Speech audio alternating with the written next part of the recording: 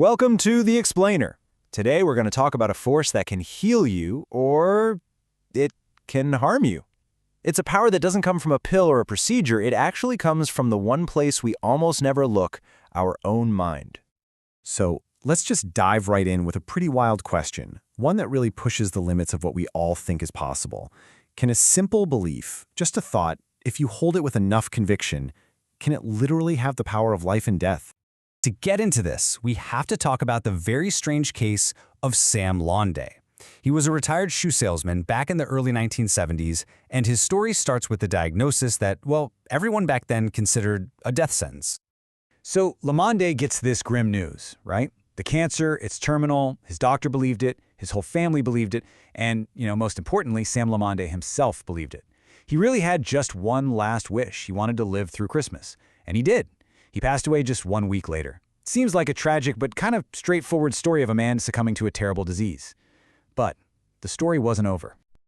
A really funny thing happened at the autopsy. The doctors found just this tiny little nodule of cancer in his liver and a small spot on his lung.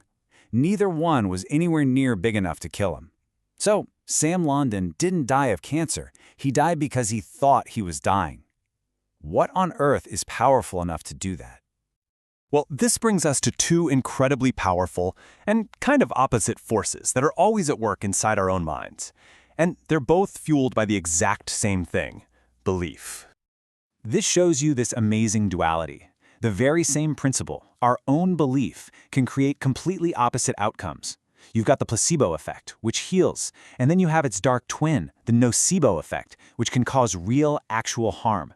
It was never about the pill. It's always about the story we tell ourselves about the pill. Okay, get this. There's this case of a guy who's in a clinical trial for a new antidepressant. After a bad argument with his ex-girlfriend, he just impulsively swallows all 29 pills he has left.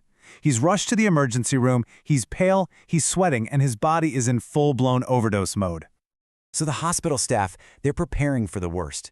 But hours later, a doctor from the actual trial shows up, and he checks the records. The pills, they had no active drug in them at all. They were placebos.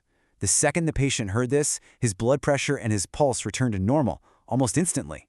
His belief alone created a life-threatening physical reaction from sugar pills. The power of suggestion can be absolutely astonishing. I mean, think about this Japanese study where they took kids who were highly allergic to poison ivy. They touched their arm with a harmless leaf, but told them it was poison ivy. Every single one of them broke out in a rash. Then, the researchers touched their other arm with actual poison ivy, but said it was harmless. 11 out of the 13 kids had no reaction at all. Their bodies responded to the idea, not the physical reality. Okay, so this all begs a huge question, right? How? How can a simple belief create such a profound physical change in the body? Well, the answer isn't some kind of magic. It's biology.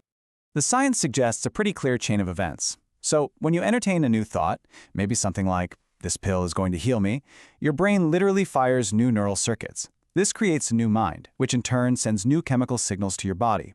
And over time, these new signals can lead to real biological changes. Your thoughts literally become your biology. And this process, it goes all the way down to our genes.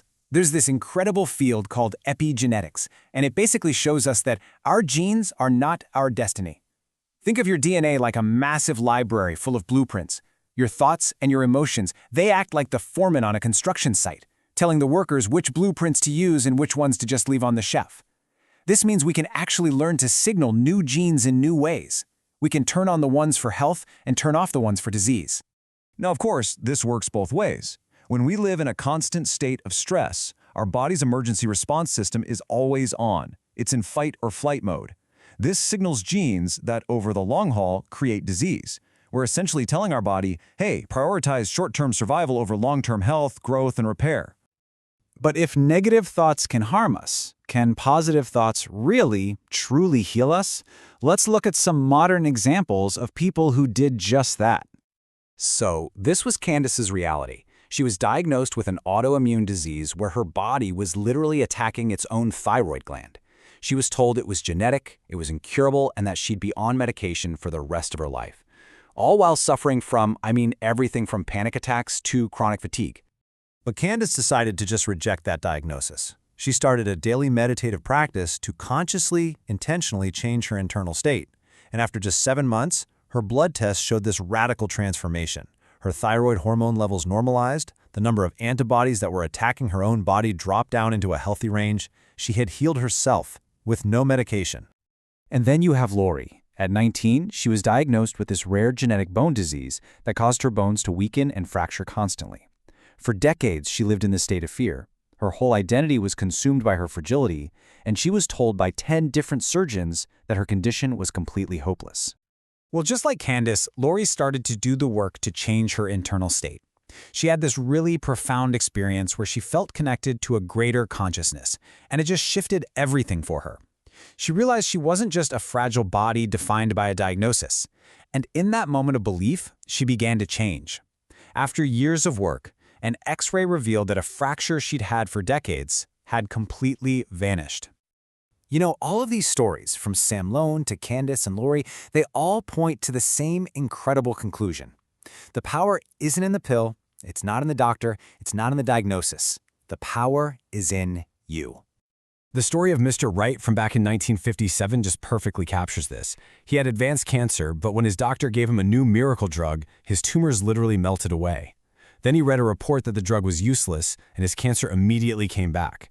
So his doctor, who suspected a placebo effect was at play, told him not to believe the reports and gave him a new, double-strength version, which was actually just distilled water. And again, the tumors vanished. But when the American Medical Association officially declared the drug was worthless, Mr. Wright lost all hope, relapsed one last time, and died 2 days later. He wasn't the placebo's recipient, he was the placebo. What all of this shows us is that our body doesn't know the difference between an experience that's happening out there in the real world and one that's just happening in our mind. So if our minds can produce these incredible effects unconsciously, I mean, just imagine what could happen if we did it consciously, with real intention. And that right there is the question at the very heart of this work. It really challenges us to look beyond what we think is possible and to consider the incredible, untapped pharmacy that exists within each and every one of our minds.